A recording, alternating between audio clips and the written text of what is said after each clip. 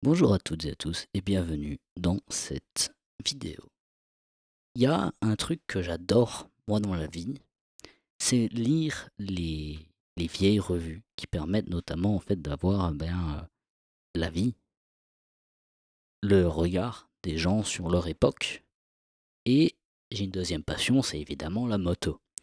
Et quand on combine ces deux passions, on arrive globalement sur Moto Revue. Moto Revue, c'est une revue qui existe depuis 1913. Du coup, elle a quand même traversé quasiment l'intégralité de l'existence de la moto. Et il y a un deuxième truc qu'apporte cette revue. Au-delà du regard journalistique, qui est plus ou moins factuel et plus ou moins consensuel, c'est le courrier des lecteurs, les tribunes, l'opinion des gens de l'époque qui possédaient ces motos-là, qui roulaient à moto en ce temps-là. Et moi, j'adore ça. Et j'ai donc décidé aujourd'hui de vous partager un petit peu de ça en vous lisant une partie de la tribune qui avait été publiée dans le Moto-Revue du 15 février 1936. Alors des fois, on n'a pas tous les éléments de contexte. Ça arrive qu'ils répondent à des articles ou qu'ils répondent à d'autres courriers. On arrive toujours à peu près à comprendre à quoi ils font allusion en général. C'est parti. À propos d'une polémique, casque et rétroviseur. Que de bruit, que de bruit.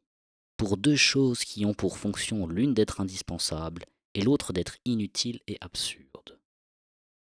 Pour faire de la moto, comme dans tout sport, il faut les pratiquer avec le maximum de sécurité, et le casque est indispensable. J'admets que pour faire de la ville, on peut rouler sans casque, étant donné qu'on ne va pas exagérément vite, et que les chutes, par elles-mêmes, sont peu graves.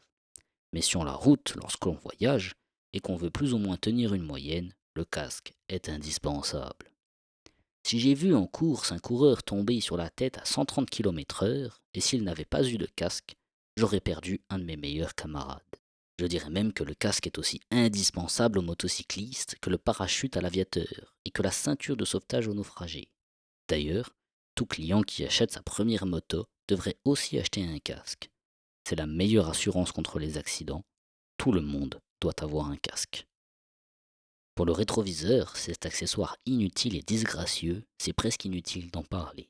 Car tous ceux, automobilistes et motocyclistes, qui font beaucoup de routes, vous diront qu'avec les trépidations, le soleil, la pluie et le vent, c'est presque un tour de force de pouvoir apercevoir les véhicules qui sont derrière vous.